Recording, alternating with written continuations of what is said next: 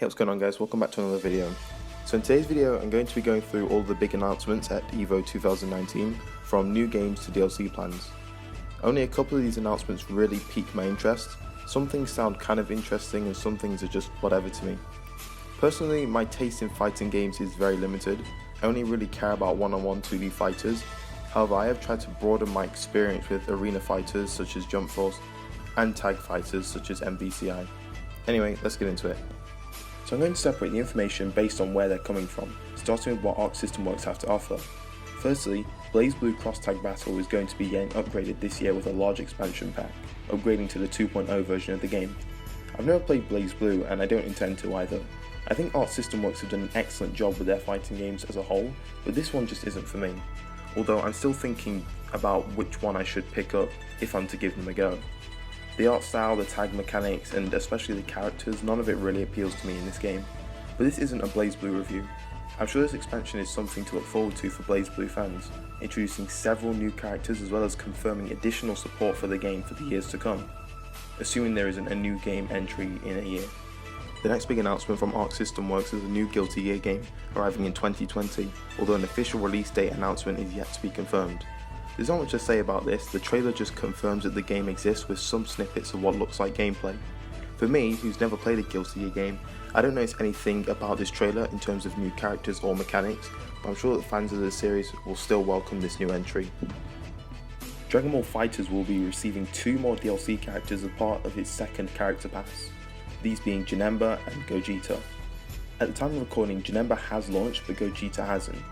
Out of all Arc System games, this is definitely the one that I'm most likely to pick out. I've loved all of the Dragon Ball games I've played in the past, and this looks like the best tag fighter to me. I'm just going to see how this game progresses in about 6 months time.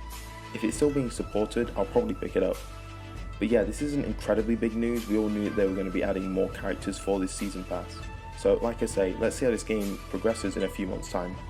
Under Night made some headlines this year with its inclusion in the EVO core lineup. Most players felt that Super Smash Bros. Melee deserved it more. However, its inclusion in EVO has helped the game grow its fanbase drastically and is going to be receiving a major update in 2020. All we really know is that the game will be receiving a new character. I imagine major balancing will occur as well with this update, as well as some update on the core game systems. We'll just have to wait and see. Next up is Tekken 7, probably the biggest modern fighter right now. Bandai announced a new season for characters and updates Season 3. New moves will be added to all characters as well as 4 additions to the already vast roster, as well as a new stage and feature. Before I continue, I'd like to quickly give my opinions on Tekken 7. I've played the game a little bit, I have about 2 hours in it, and well, I really suck. I'm not particularly skilled at any fighting game, but most of the ones I have played are simple enough for me to learn a few combos and learn how the game is played within just 30 minutes. Tekken 7 doesn't allow this. Tekken 7 demands much more time and attention to be put into learning whichever character you pick. Each character has expansive movesets with many combo strings and special commands. It's a very complex game. This is kind of a turn off for me.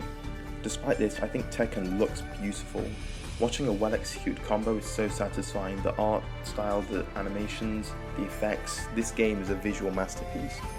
And I really love the character designs, which is a huge part of fighting games for me. Even though I'm really bad at this game, I'm definitely going to jump back in at some point and really try to learn this game. Recently I've been playing a lot of Street Fighter 5 and Mortal Kombat 11, but once I'm ready, I'm definitely willing to give Tekken 7 another go. That was a massive tangent, I know, but it's just something that I really want to point out because this game looks so fun, but the skill curve for learning how to play this game above anything that's a noob level is extremely steep. Now I'm not going to go through much here. Ono went out onto the EVO stage and was basically talking about how the SF5 leaks meant that he had nothing to announce as of yet, which was very sad to hear. However, within this short speech, Ono casually mentioned that there will be announcements in November and December of this year. This will definitely be an announcement that will determine the future of Street Fighter 5, maybe a new season, a new Street Fighter game entirely, an upgraded version of the game, or even MVC. The list goes on, but whatever's announced, it will definitely set the pace for what's to come in 2020 for Capcom and the Street Fighter series. Bandai announced that Soul Calibur 6 will be receiving a second season of content, including 4 new characters and new customization items. They also announced the inclusion of Haomaru, the main character from Samurai Shodown, which is big as Sam Show has made a big impact this year. Also, they've announced that they'll be adding a new system for the game's combat systems, which is going to be exciting for all players. This last section is dedicated solely to SNK, who I believe had the best announcements for this year. Only Arc System Works could have competed for this title. As we just mentioned, Haomaru from Samurai Shodown will be getting added to Soul Calibur 6, which is huge because guest characters and crossovers are always huge in fighting games. They build so much hype and generate revenue. Anyway, SNK continued the hype off of their recent release by showing off the new content coming out for this year, the character pass specifically. A new character every month for the rest of the year, that's 5 new characters. 4 of those characters are paid from the character pass, and one of them will be launching in September for all players, irrespective of region, platform or season pass ownership. I imagine SNK were planning this all along, but just seeing the hype train continue from their June launch is so good for this game. I really want it to do well. SNK also announced a season 2 of characters, including Mina Majikina, I think I said that right, who won in a DLC character poll, coming in 2020. I'm really happy about this because I think Samurai Shodown is an excellent fighting game, so I'm glad to see that it's getting the support for the next year. And if all that Sam Show news wasn't enough, SNK wanted to really round everything off by announcing a new King of Fighters game. I've never played a KOF, so maybe this next installation will be a good opportunity for me to try the game out. That's what I did with Sam Show and I loved that game.